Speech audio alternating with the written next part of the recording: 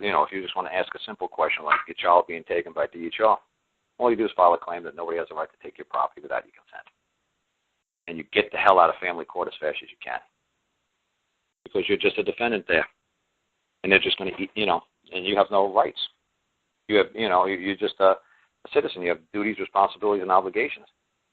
You have no rights. And that's why I say to people a million times, whenever you look at a government agent coming at you, just keep in your mind that I am a man and I have rights, and that person approaching me has no rights while they're wearing under the cloak of the color of law. Man is black and white. We're not. We're either dead or alive. We're a man. They're coming at you under the color of law. They don't have rights. They just presume to have rights. They don't have rights. We have rights. So that's why you don't let your status drop down to having civil rights, because anytime you put an adjective in front of a noun, it diminishes the capacity of the noun. Because like I say to people all the time, what happens if you had a big white light, lightning bolt that's just flashing in front of your face right now, and some entity's sitting in front of you and saying, I am God? You'd be like, oh my God, did I just drop dead and die? Did I do something wrong today? Am I a good person? Oh my God, God's here. And he says, yes.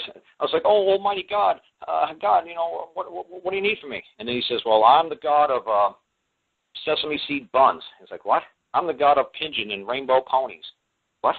Oh my God, you gave me a heart attack. I thought you were the real God. No, I'm the God of the rainbow ponies. I was like, oh, good. I don't have anything to do with rainbow ponies. Buddy, can I help you? No. Well, then what'd you just flash this white light in my face? You know what? Get out of here before I sue you. But if you just think he's God, you're going to be like, oh, my God. So when somebody says, I'm the man, when you tell the judge, I'm a man, act accordingly, the judge knows what you just did. You just moved you just said, I'm in common law. Every state court is a common law court. I'm a man. Act accordingly. You know what to do, judge. I'm a man. Now, if you start saying I'm a free man on the land, I'm a U.S. citizen, I'm not a subject, I'm a non-resident super alien, whatever nonsense you want to do, the judge is going to go, oh, you're one of those rainbow pony gods. I'm not scared of you. But you say, I'm a man, act accordingly. He knows the law of this land, that the man has the highest status in the common law court. And he's just an actor.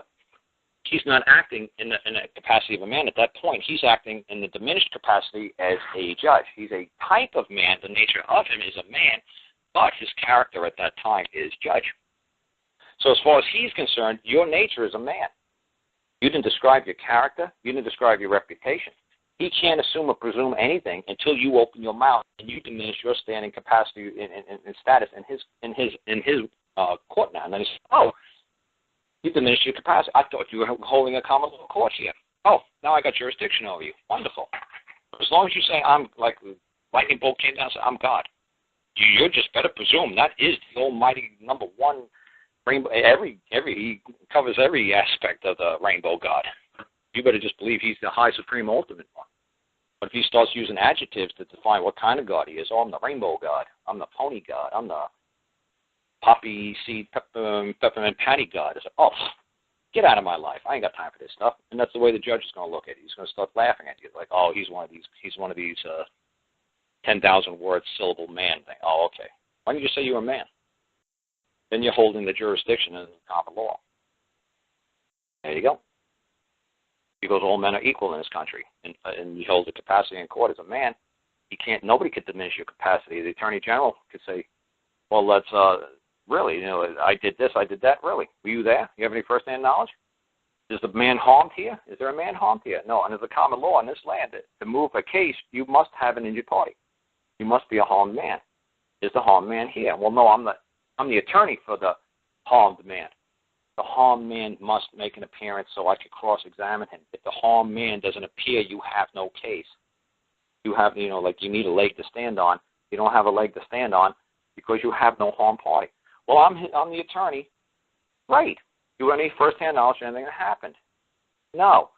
Can you testify to anything that happened? Can you move the court? Can you demand from the court a motion of summary judgment? Can the court even recognize that you're speaking in court?